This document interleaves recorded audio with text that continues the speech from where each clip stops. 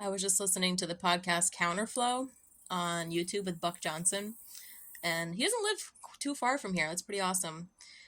But his person he had on was talking about how attention is a form of worship. What you give attention to, you worship. They were talking about AI being demonic. But I think this also, because they're also talking about the masculine and feminine dynamic in the same podcast, I think it's the same thing. What you give attention to, you worship. So, why do men have a girlfriend or a wife, spouse, and they give attention, special attention, to an opposing archetype? In Book of Revelation, Jesus said, I had this one thing against you. You tolerate. So we're not just talking about giving attention. It's as just tolerating the spirit of the Jezebel, the dark mother, the destroying mother, in the negative sense, right? The controlling female entity, which is deeply steeped in AI.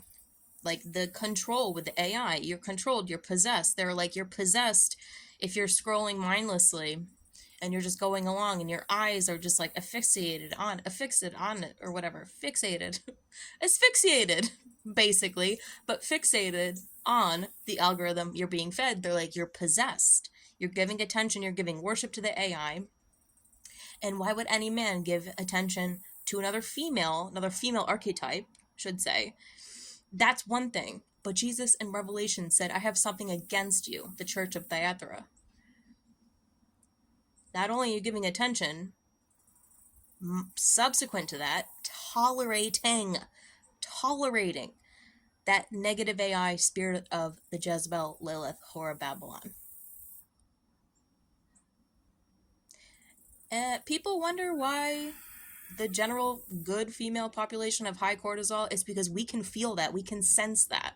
Men used to be our source of protection, and now, if they're not giving attention, they're tolerating the antithesis to our creation, which is the opposite of the upright female, which is that of the Jezebel, whore of Babylon, Lilith demon.